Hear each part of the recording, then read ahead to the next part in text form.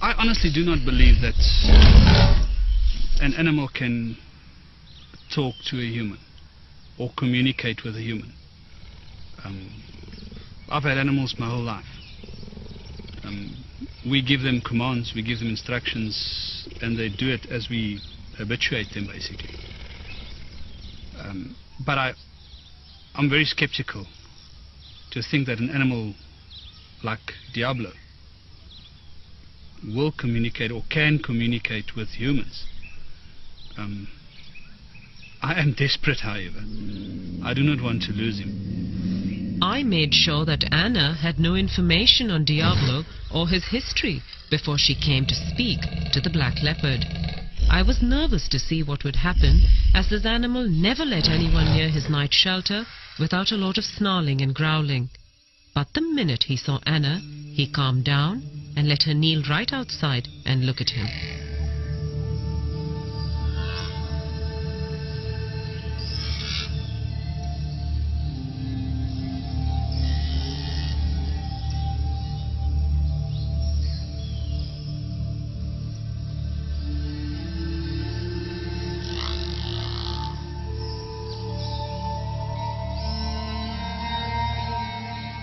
This beautiful black leopard that you've asked us to communicate with is very overawed by his new surroundings, having come from a very cramped and stressful place for him. But this place has been provided for him, but he's been quite conditioned by a very unfortunate past. He doesn't want much to do with humans as a result. He's immensely powerful, and I mean not just physically, which you well know and respect, but he's immensely powerful with a wisdom and an energetic presence and personality that is far bigger than anyone has ever appreciated about him before. And he commands a certain amount of respect for that. Again, not in a needy way, but really just by virtue of who he is as a being. There's a very particular thing about his name, Diablo. He wants that name changed because he doesn't like the associations with it, the blackness, the darkness, the diabolical.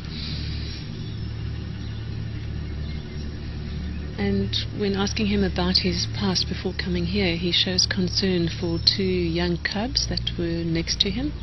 He's asking what happened to them with a great sense of care and concern. We actually forgot about that. When we went to fetch him, there was so much excitement about bringing him back here. It actually slipped my mind until she said, he asked about the two cubs, and then we've remembered there were two little young leopard cubs next door to him that came from Rustenburg, and they were sort of semi-wild. They weren't hand-reared, and it just slipped my mind. And when they talked about it, I couldn't believe. I actually did believe it. I mean, then I really believed that they were communicating. And she communicated with him, and when we spoke to her and she relayed all the information back to us, firstly I didn't believe her. It's things that anybody can think out, and you can think, And then she said something about the cubs that were with him. And that changed this whole thing, because now all of a sudden, that's something that she didn't know about. And I've also reassured him that you have no demands of him here, that you're quite happy to not make any physical demands of him or any expectations for display or interaction, that you're really willing to let him be how he wants to be. And that's given him an enormous sense of relief. Yeah. And having told him that has for the first time made him actually genuinely interested and now exploring a bit further. Now that he feels that he's not being asked to come out more, he's genuinely interested in being relaxed enough to have a natural curiosity come out and to actually expand his horizons a bit. And Yeh was just stunned when the black leopard walked out of his night shelter into the larger enclosure later in the afternoon. In the 6 months that the cat had been here, Yeh had never seen him out of the night shelter. He then decided to rename the leopard Spirit.